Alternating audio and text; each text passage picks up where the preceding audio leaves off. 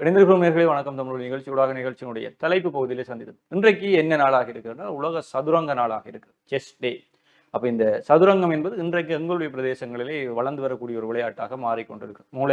மூளையை பயன்படுத்தி விளையாடக்கூடிய ஒரு விளையாட்டாக இருந்து கொண்டிருக்கு. அதே போல உலக ரீதியிலேயும் இந்த சதுரங்க போட்டிகளிலே எம்மவர்கள் சாதித்துக் கொண்டிருக்கிறார்கள். அதை தாண்டி இந்தியாவிலேயும் எங்களுடைய தமிழ் இளைஞர்கள் பலரும் சாதித்துக் கொண்டிருக்கிறார்கள். இந்த பிரக்ஞானந்தா அதே போல குகேஷ் என்பவர்கள் எல்லாம் அண்மை நாடுகளிலே உலக சாம்பியன் ஆகி கொண்டிருக்கிறார்கள். உலக தரங்களிலே முதலிடம் பிடித்துக் கொள்வார்கள். அதே போல ஈழத்திலிருந்து எங்கள் நாட்டை பிரதிநிதித்துவப்படுத்திக் கொண்டிருக்கக்கூடிய கஜிஷனா என்று கூறக்கூடிய எங்களுடைய இளம் பெண் ஒரு ஹொக்கியில் இருந்து ஆரம்ப பாடசாலையுடைய மாணவி இன்றைக்கு சர்வதேச தரங்களிலே இந்த செஸ் போட்டிகளிலே சதுரங்க போட்டிகளிலே எங்களுடைய ஈழத்தையும் எங்களையும் பெருமைப்படுத்திக் கொண்டிருக்கிறார். தொடர்ச்சியாக பல்வேறு போட்டிகளிலே வெற்றி பெற்றிருந்தார். அண்மையிலும் சர்வதேச போட்டிகளிலே எங்களுக்கு பதக்கங்களை கொண்டு வந்து சேர்த்திருந்தார். அப்படி இருக்கும்போதும் இந்த சதுரங்க போட்டி என்பது இன்றைக்கு உலக அளவிலே பேசப்பட்டுக் கொண்டிருக்கக்கூடிய இந்த சதுரங்க போட்டி வெள்ளையர்கள் மாத்திரம் கொடிகட்டி பறந்த சதுரங்க போட்டி இன்றைக்கு ஆசிய நாடுகளிலே குறிப்பாகவும் எங்களுடைய தமிழ் மாணவர்கள் மத்தியிலே மிக பெரும் பேசு பொருளாக மாறி இருக்கு. அதற்கு உதாரணமாக இந்த தமிழ்நாட்டிலிருந்து சாம்பியன் ஆகி கொண்டிருக்கக்கூடிய பிரக்ஞானந்தா அவருடைய சகோதரி, அதே போல குகேஷ் அவர்கள்,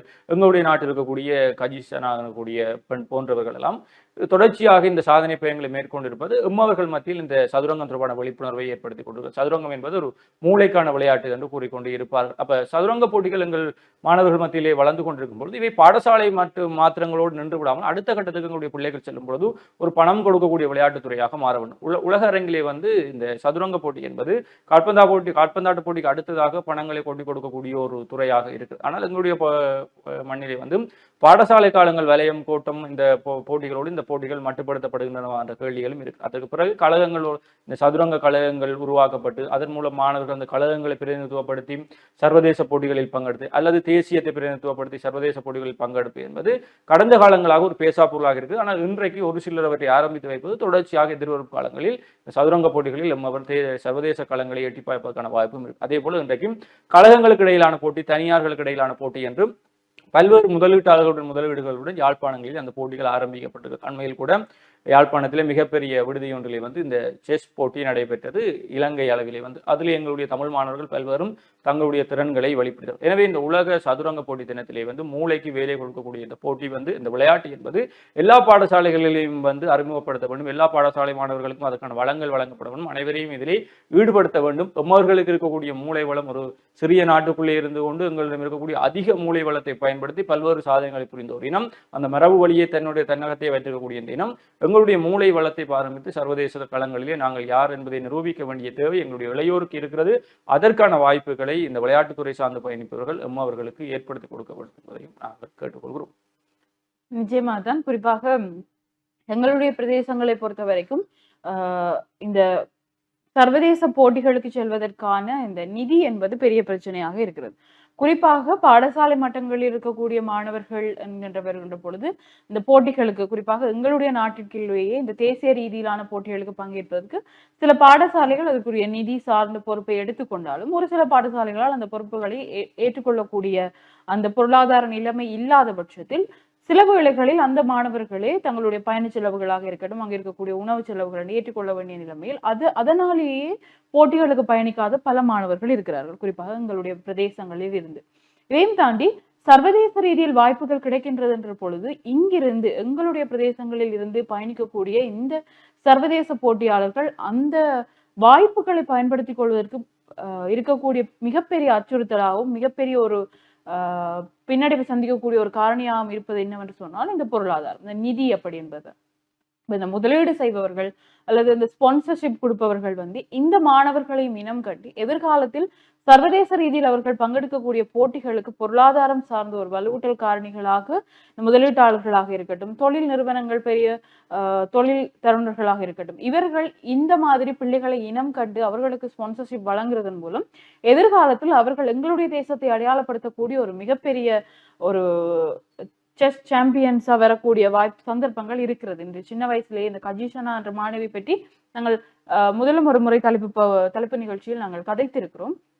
குறிப்பாக இந்த வளங்கள், எங்களிடம் இருக்கக்கூடிய இந்த வளங்களை நாங்கள் எப்படி எதிர்காலத்தில் பயன்படுத்தி கொள்ள போகிறோம், அவர்களுக்குரிய வாய்ப்புகளை நாங்கள் எப்படி உருவாக்கி கொடுக்க போகிறோம் என்பதை நாங்கள் சரியான முறையில் கவனத்தை செலுத்த வேண்டும். உண்மையிலேயே எங்களுக்கு முன்னம் இருக்கக்கூடிய இந்த ஒரு தலைமுறை வரக்கூடிய தலைமுறை மீது ஒரு விமர்சனத்தை வைத்துக் கொண்டே இருக்கிறது. அது வந்து காலாகாலமாக அதுதான் இடம்பெற்று கொண்டிருக்கும். ஒவ்வொரு தலைமுறைக்கும் முன்னுக்கு இருக்கிற ஒவ்வொரு ஜெனரேஷன் வந்து அடுத்த ஜெனரேஷன் இப்படி இருக்குது, எங்களை மாதிரி இல்லை அப்படி என்ற ஒரு விமர்சனத்தை வைக்கக்கூடிய மாதிரி தான் இருப்பார்கள். நாங்கள் கூட எங்களுக்கு அடுத்ததாக வரக்கூடிய ஜெனரேஷன் மீது ஒரு விமர்சனத்தை வைத்துக் கொண்டுதான் இருப்போம். நாங்கள் படிக்க அப்படி இருந்தோம், நாங்கள் இவை படிக்க இப்படி இல்லை அப்படி என்பது ஒரு வளமை, அது நியதி ஆயிடுது. ஆனாலும் இப்படி அந்த தளர்விட்டு வரக்கூடிய இந்த மாதிரியான வளங்களை, அந்த மாதிரியான பிள்ளை செல்வங்களை நாங்கள் எதிர்காலத்தில் அவர்களுடைய பாதைகளை இலகுவாக்கிவிட வேண்டிய ஒரு பாரிய பொறுப்பு எங்களிடம் இருக்கிறது. கஜிஷ்ணா அவனுடைய தந்தை ஒரு நேர்காணல் ஒரு ஊடக சந்திப்பின் போது கூட தெரிவித்திருப்பார், இப்படியான வாய்ப்புகளுக்கு எல்லாம் தன்னுடைய பிள்ளையை அழைத்து கொண்டு செல்வதற்கு தான் பொருளாதார ரீதியாக பல பிரச்சனைகளை முகம் கொடுத்திருக்கிறேன் அப்படி என்பது. அப்ப அடிப்படையில் எங்களுடைய தேசங்கள் இருக்கக்கூடிய பிள்ளைகளாக இருக்கட்டும், அவர்களுக்கு ஏற்படுத்தக்கூடிய வாய்ப்புகளை அடைந்து கொள்ள முடியாததற்கான அடிப்படை காரணியாக இருப்பது பொருளாதாரம். சில பேரிடமெல்லாம் அது மிகையாக இருக்கும். அவர்கள் இப்படியான பிள்ளைகளுக்குரிய அந்த நிதி உதவிகளை வழங்குவது என்பது எங்களுடைய தேசத்திலும் சர்வதேச ரீதியிலான வெற்றியாளர்களை உருவாக்குவதற்கான ஒரு வாய்ப்பு நாங்கள் அடித்தளமிடக்கூடிய ஒன்றாக இருக்கும். நாளைக்கு இந்த பிள்ளைய மோட்டிவேஷனா வச்சு, இன்ஸ்பிரேஷனா வச்சு நிறைய பிள்ளைகள் இங்க உருவாகும். அப்ப எதிர்காலம் அப்படி என்பது இன்றைக்கு அது காலத்தின் நியதியாக பணம் படைத்தவர்களிடம் கையில் ஏதோ ஒரு இடத்தில் தங்கி இருக்கிறது. அப்படி பணம் படைத்தவர்கள் அந்த பொருளாதாரம் சார்ந்த உதவியை அவர்களுக்கு வழங்குங்கள் அப்படி என்பதை நாங்கள் கேட்டுக்கொள்வோம். நிச்சயமா.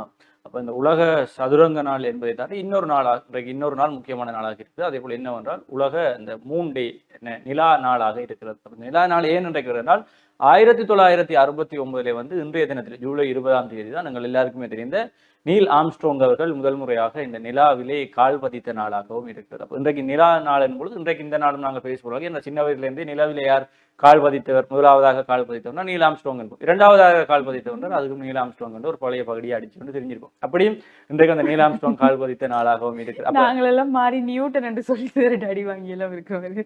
அது நீங்க டூ கிட்ஸ். அப்படியான விடயங்கள் காமெடிகளை நாங்கள் கடந்து செல்ல வேண்டும். அதே போல வந்து இந்த இன்றைக்கு உலக நிலவு நாளாக இருக்கும்போது இந்த காதலிப்பவர்கள் இன்றைக்கு சென்று காதலியினம் கூறுவீர்கள், இன்றைக்கு என்ன நாள் தெரியுமா, உன்னுடைய நாள் என்னன்னு கேட்ட நிலவு, நீதான் எனக்கு நிலவு. நீங்க சொல்லிட்டீங்களா? இல்ல, நாங்கள் அதுல அந்த விடயங்களுக்கு நாங்கள் செல்வதில்லை.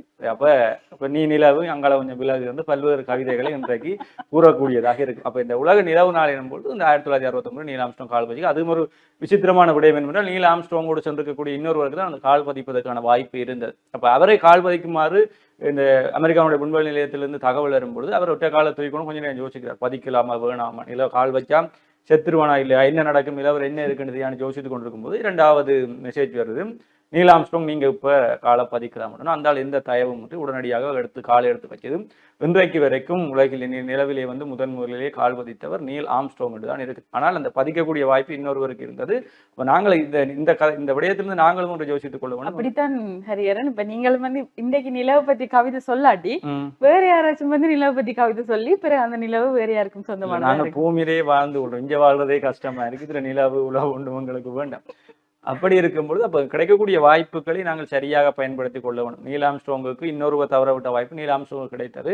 நீல் ஆம்ஸ்ட்ராங் யோசித்துக் கொண்டிருந்தால் அவனே கால் பதிக்கல, சீனியர் அவனே கால் வைக்கல, நான் வைக்கலாம் என்று யோசித்துக் கொண்டிருந்தால் இன்றைக்கு வரைக்கும் நீல் ஆம்ஸ்ட்ராங்கின் பெயர் இடம்பெற்றிருக்கார். அப்ப நீல் ஆம்ஸ்ட்ராங் உடனடியாக தனக்கு கிடைக்கக்கூடிய வாய்ப்பை கனகச்சிதமாக பயன்படுத்தி கொண்டதுதான் இன்றைக்கு அவர் 1969 பதித்த கால் இன்றைக்கு வரைக்கும் பேசுபொருளாகவே இருந்து கொண்டு இருக்கிறது. முதலாவதாக வருபவரை தான் இந்த உலகம் எப்பொழுதுமே கொண்டாடி தீர்த்துக் கொண்டிருக்கிறது. இரண்டாவதாக வந்தவருடைய பேர் உங்களுக்கும் தெரியாது, எங்களிலும் பல பேருக்கு இரண்டாவதாக நிலவிலே கால் பதித்தவர் என்றால் தெரியாது. எப்பொழுதுமே முதலாவது வருவரை தான் இந்த உலகம் கொண்டாடி கொண்டிருக்கும். இந்த உசைன் போல்ட்டினுடைய போட்டிகள் எல்லாம் உசைன் போல்ட் வெற்றி பெறும் பொழுது உசைன் போல்ட்டை பற்றி தான் பேசுவார்கள். அந்த போட்டியில் ஒரு மைக்ரோ செகண்டே இரண்டாவதாக வந்தவரை பற்றி யாருமே பேசுவது, அவரும் கிட்டமுட்ட உசைன் போல்ட் கிட்ட தான். அப்போ எப்பொழுதுமே இந்த உலகம் முதலாவதாக சாதனை புரிவரை தான் பார்த்து கொண்டோம். எனவே அதற்கான முயற்சிகளை நாங்களும் இந்த உலக நிலவு தினத்திலிருந்து எடுத்துக்கொள்ள வேண்டும். நிலவு உலவு விலகு என்று கவிதைகள் எழுதி காலத்தை செலவழித்திருப்பதை விட்டுவிட்டும் இப்படியான விடயங்களிலிருந்து நாங்கள் என்னத்தை கற்றுக்கொள்கிறோம். எனவே உலக சதுரங்க போட்டி தொடர்ச்சியாக சர்வதேசத்திலே சாதிக்க இருக்கக்கூடிய எங்களுடைய இளைஞர்கள் தொடர்ச்சியாக இந்த சதுரங்கம் பக்கம் தங்களுடைய பயணங்களை திருப்பி சர்வதேசத்திலே தமிழர்கள் யார், எங்களுடைய மூளை பலம் எப்படி இருக்கும் என்பதை காண்பிக்க வேண்டிய தேவையும் இருக்கிறது. அவர்களுக்கும் வாழ்த்துக்களை தெரிவிக்கின்றோம். அதே போல இந்த உலக நிலவு நாள் பற்றியும் கதைத்திருக்கிறோம் என்று கூறிக்கொண்டு உங்களிடமிருந்து விடைபெற்று செல்ல போகிறோம். மற்றும் ஒரு நிகழ்ச்சியில் உங்களை சந்திக்கும் வரை உங்களிடமிருந்து விடைபெற்று செல்லும் நான் என்று உங்கள் என்பன் கேரிகிறேன் மற்றும் ஹார்த்தியாயினி. நன்றி நேயர்களே.